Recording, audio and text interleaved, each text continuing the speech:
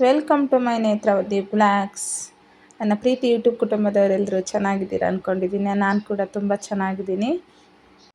ಇವತ್ತು ನನ್ನ ಲೈಫಲ್ಲಿ ತುಂಬ ಸ್ಪೆಷಲ್ ದಿನ. ಏನಪ್ಪ ಅಂದರೆ ನನ್ನ ಮಗಳು ಬರ್ಡೇ.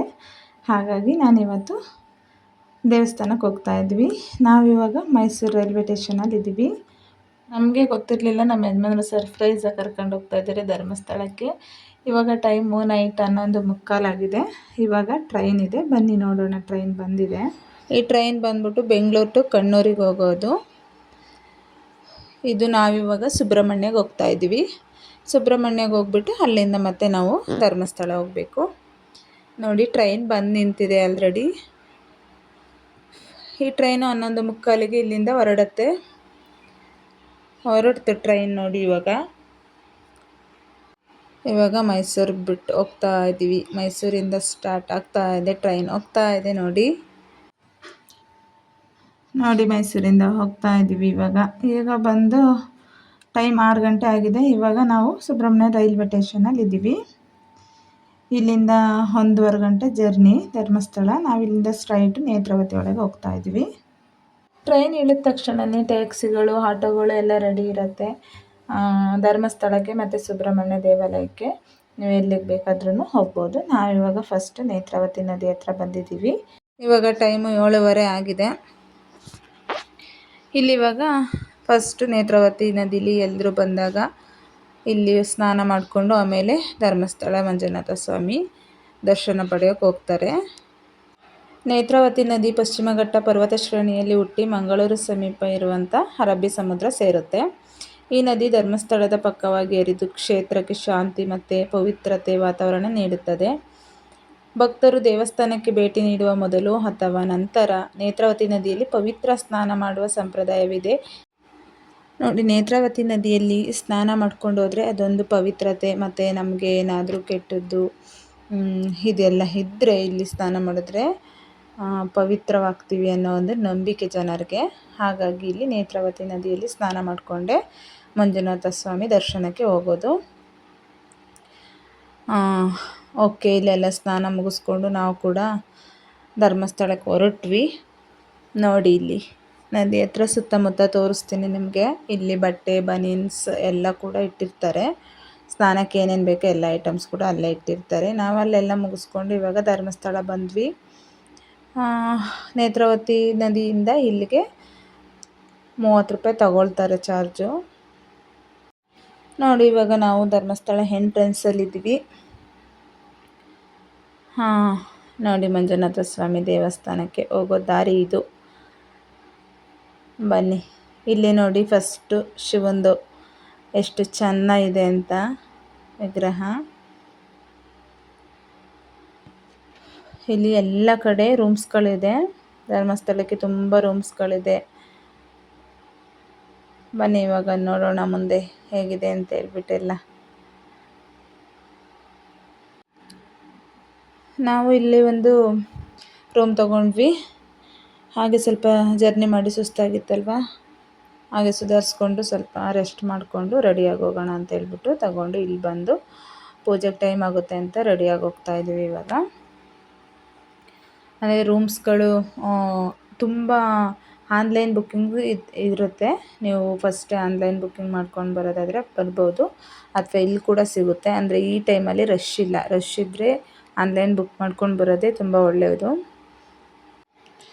ಹಾಗೆ ಮಕ್ಕಳಿಗೆಲ್ಲ ಹೊಟ್ಟೆ ಹಸಿವಾಗಿತ್ತು ಅಂತ ಹೇಳ್ಬಿಟ್ಟು ಟಿಫನ್ ಮಾಡಿಕೊಂಡು ಹೋಗೋಣ ಅಂತ ಟಿಫನ್ ಮಾಡೋಕ್ಕೆ ಬಂದ್ವಿ.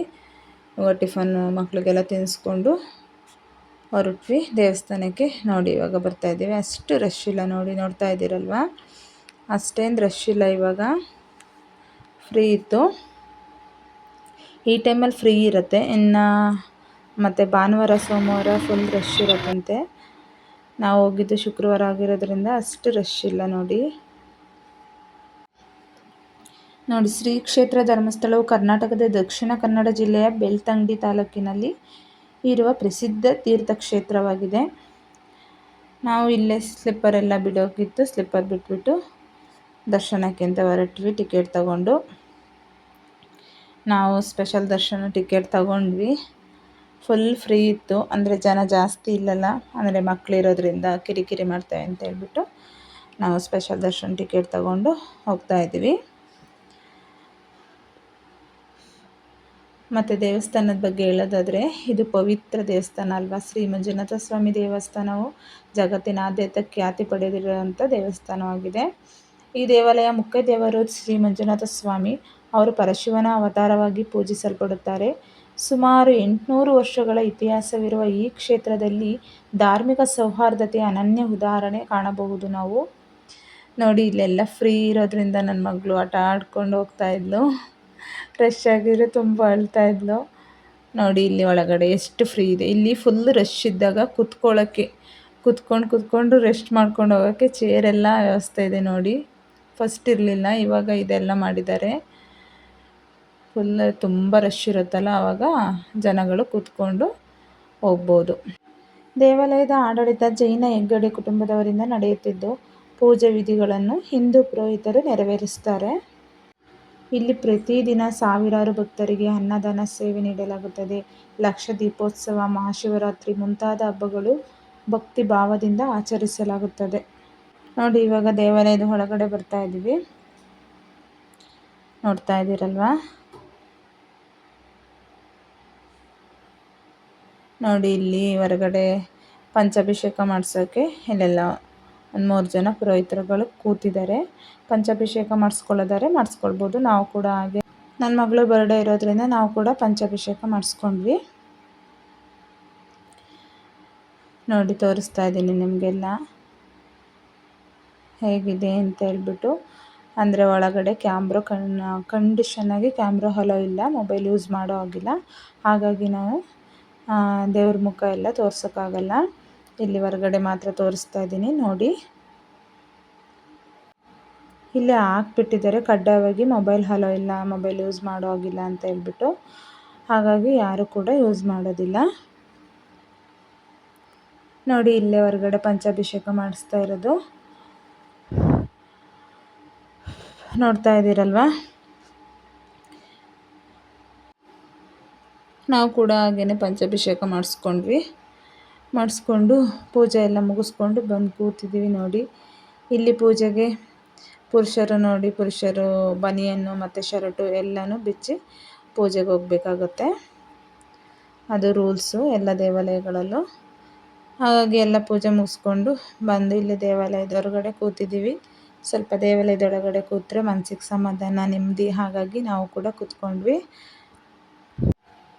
ಇದೆಲ್ಲ ಆದಮೇಲೆ ಆಯಿತು, ಟೈಮು 11:45 12 ಗಂಟೆ ಆಯಿತು.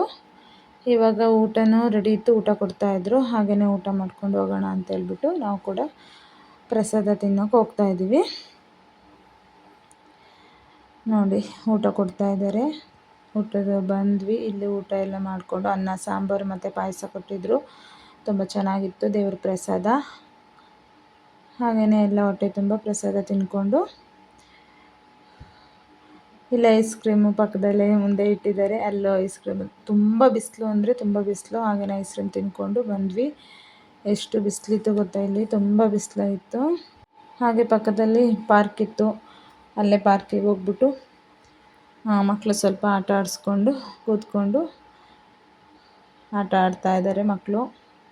ನನ್ನ ಮಗಳಂತೂ ಪಾರ್ಕಲ್ಲಿ ಆಟ ಆಡೋಕ್ಕೆ ಬಿಡಿ ಆಟ ಆಡೋಣ ಬನ್ನಿ, ಅಲ್ಲೆಲ್ಲ ಸುತ್ತಾಡೋಣ ಅಂತ ಹೇಳ್ತಾಯಿದ್ಲು. ಹಾಗೆಯೇ ಅವಳನ್ನ ಒಂದು ರೌಂಡ್ ಆಡಿಸ್ಕೊಂಡು ಎಲ್ಲ ಕರ್ಕೊಂಡು ತೋರಿಸ್ಕೊಂಡು ಆಟ ಆಡಲಿ ಅಂತ ಹೇಳ್ಬಿಟ್ಟು ಸ್ವಲ್ಪ ಹೊತ್ತು ಇಲ್ಲೇ ರೆಸ್ಟ್ ಮಾಡಿದ್ವಿ. ತುಂಬ ಚೆನ್ನಾಗಿದೆ ನೋಡಿ ಪಾರ್ಕ್, ಎಷ್ಟು ಚೆನ್ನಾಗಿದೆ ಅಂತ ಹೇಳ್ಬಿಟ್ಟು. ನೋಡಿ, ನೋಡೋದಕ್ಕೆ ಎಷ್ಟು ಚೆಂದ ಇದೆ ಅಂತ. ತುಂಬ ಚೆನ್ನಾಗಿದೆ, ಒಳ್ಳೆ ಹಸಿರಾಗಿ. ವಾವ್, ಎಷ್ಟು ಸ್ವಚ್ಛವಾಗಿದೆ ನೋಡಿ, ತುಂಬ ಕ್ಲೀನಾಗಿದೆ. ಹಾಗೆ ಇಲ್ಲೂ ಮಕ್ಕಳು ಕೂಡ ಆಟ ಆಡಿಕೊಂಡು ಸ್ವಲ್ಪ ಟೈಮು ಖುಷಿಯಾಗಿ ಆಟ ಆಡಲಿ ಅಂತ ನಾವು ಕೂಡ ಸ್ವಲ್ಪ ಹೊತ್ತು ಕೂತ್ಕೊಂಡ್ವಿ. ನನ್ನ ಮಗಳು ಕೂರೋ ಆಗಿಲ್ಲ, ಕೂತ್ರೆ ಹೇಳ್ತಾ ಇದ್ಲು ಬನ್ನಿ ಅಲ್ಲೆಲ್ಲ ಸುತ್ತಾಡೋಣ ಅಂತ. ಆದರೂ ನಾವು ಸಮಾಧಾನ ಮಾಡ್ಕೊಂಡು ಕೂರಿಸ್ಕೊಂಡಿದ್ವಿ. ನೋಡಿ, ಹೇಳ್ತಾ ಇದ್ದಾಳೆ ಬನ್ನಿ ಅಲ್ಲಿ ಎದ್ದೋಗೋಣ, ಅಲ್ಲೆಲ್ಲ ತಿರುಗಾಡೋಣ ಅಂತ ಅವಳು. ಮತ್ತು ಹಾಗೆ ಧರ್ಮಸ್ಥಳದ ವಿಶೇಷತೆ ಹೇಳಬೇಕಂದ್ರೆ ಧಾರ್ಮಿಕ ಸೌಹಾರ್ದತೆಯ ಪ್ರತೀಕ. ಪ್ರತಿದಿನ ಉಚಿತ ಅನ್ನದಾನ ಇರುತ್ತೆ. ನೈಸರ್ಗಿಕ ಸೌಂದರ್ಯ ಮತ್ತು ಪವಿತ್ರ ನದಿ ನೇತ್ರಾವತಿ ನದಿ. ಭಕ್ತಿಭಾವದಿಂದ ಕೂಡಿದ ಶಾಂತ ವಾತಾವರಣ. ಶ್ರೀ ಕ್ಷೇತ್ರ ಧರ್ಮಸ್ಥಳ ಮತ್ತು ನೇತ್ರಾವತಿ ನದಿ ಎರಡೂ ತುಂಬ ಭಕ್ತಿ, ಆಧ್ಯಾತ್ಮಿಕ ಶಾಂತಿ, ನಂಬಿಕೆ ಮತ್ತು ಭಕ್ತಿಯ ಅನುಭವವನ್ನು ನೀಡುತ್ತದೆ. ಹಾಗೆ ನಾವು ಕೂಡ ಸ್ವಲ್ಪ ಹೊತ್ತು ರೆಸ್ಟ್ ಮಾಡಿ ನಾವು ಕೂಡ ಹೊರಟ್ವಿ. ನಾವಿಲ್ಲಿಂದ ಎಲ್ಲಿಗೆ ಹೊರಟ್ವಿ ಅಂತೆಲ್ಲ ನಾನು ನಿಮಗೆ ನೆಕ್ಸ್ಟ್ ವಿಡಿಯೋದಲ್ಲಿ ಹೇಳ್ತೀನಿ. ಹಾಗೆ ನಾವು ಒಂದೆರಡು ಫೋಟೋ ಎಲ್ಲ ತಗೊಂಡ್ವಿ. ಎಲ್ಲರಿಗೂ ಮಂಜುನಾಥ ಸ್ವಾಮಿ ಒಳ್ಳೇದು ಮಾಡಲಿ, ಒಳ್ಳೆಯ ಆರೋಗ್ಯ ಆಯಸ್ಸು ಕೊಟ್ಟು ಕಾಪಾಡಲಿ ಅಂತ ಕೇಳ್ಕೊಳ್ತೀನಿ. ನಾವು ಮಂಜುನಾಥ ಸ್ವಾಮಿಯಿಂದ ಇವಾಗ ಧರ್ಮಸ್ಥಳದಿಂದ ಹೊರಡ್ತಾ ಇದ್ದೀವಿ. ನಾವಿಲ್ಲಿಂದ ಎಲ್ಲಿಗೆ ಹೋದ್ವಿ ಅಂತ ಹೇಳ್ತೀನಿ ನೆಕ್ಸ್ಟ್ ವಿಡಿಯೋದಲ್ಲಿ ಹೇಳ್ತೀನಿ. ಅಲ್ಲಿವರೆಗೂ ನೀವು ವೆಯ್ಟ್ ಮಾಡಿ. ನೆಕ್ಸ್ಟ್ ವಿಡಿಯೋ ನೋಡೋದನ್ನು ಮರಿಬೇಡಿ. ಈ ವಿಡಿಯೋ ನಿಮಗೆಲ್ಲ ಇಷ್ಟ ಆಗಿದೆ ಅಂತ ಅಂದ್ಕೊಳ್ತೀನಿ. ವಿಡಿಯೋ ಇಷ್ಟ ಆಗಿದರೆ ಪ್ಲೀಸ್ ಸಬ್ಸ್ಕ್ರೈಬ್ ಮಾಡಿಕೊಂಡು ಸಪೋರ್ಟ್ ಮಾಡಿ. ಹಾಗೆ ಶೇರ್, ಕಮೆಂಟ್, ಲೈಕ್ ಮಾಡಿ. ನನ್ನ ಮಗಳು ಬರ್ಡೇ ವಿಶೇಷವಾಗಿ ಮತ್ತೆ ಯಾವ ದೇವಾಲಯಕ್ಕೆ ಹೋದು ಅಂತ ನಾನು ನೆಕ್ಸ್ಟ್ ವಿಡಿಯೋದಲ್ಲಿ ಫುಲ್ ಎಲ್ಲ ಹೇಳ್ತೀನಿ. ನೆಕ್ಸ್ಟ್ ವ್ಲಾಗ್ನಲ್ಲಿ ಮತ್ತೆ ಸಿಗ್ತೀನಿ. Thank you for watching.